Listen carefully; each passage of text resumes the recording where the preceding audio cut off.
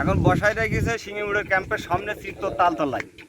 ওই জায়গায় এখন অবস্থান করে আছে ওরা। 4টি পুরুষ, 2টা মহিলা। সামুদ্রা ক্যাম্পের বিডিআর আছে 4 জন, আর পাবলিক আছে কয়েক 7-8 জন মতন। এর থেকে মানে 20 মিনিট আগে ওই জায়গায় চলে গেছে।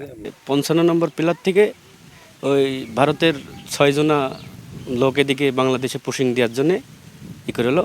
তা আমরা বাংলাদেশের বিজেপি নিয়ে আর এই গ্রামে পাকরাইল গ্রামের লোক নিয়ে জনগণ নিয়ে ওদিকে পাঠাই দিয়ে। লোডশেডিং কিংবা ঘরের বাইরের তীব্র গরমে ওয়ালটন রিচার্জেবল ফ্যান থাকলে থাকবে শুধু বাতাস আর বাতাস। আজকে সকাল 5টা 10-এ এখানে 4টে ছেলে এবং 2টা নারী সহ এখানে আসছিল।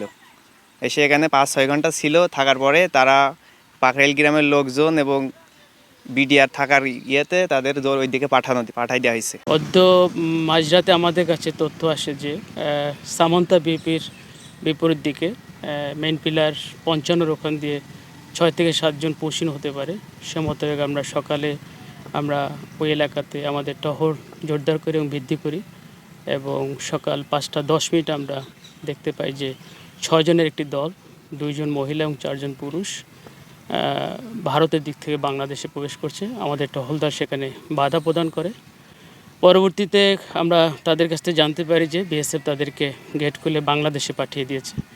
আমরা পরবর্তীতে বিএসএফকে ঘটনাটি জানাই এবং প্রায় 4 ঘন্টা পরে আমরা দেখতে পাই যে বিএসএফ তাদেরকে ওখান থেকে সরিয়ে নিয়েছে এবং বর্তমানে তারা বিএসএফ যে ক্যাম্প রয়েছে সিঙ্গিমোড়া, সেই ক্যাম্পের একদম কাছে তার কাটার পাশে তাদেরকে নিয়ে গিয়েছে।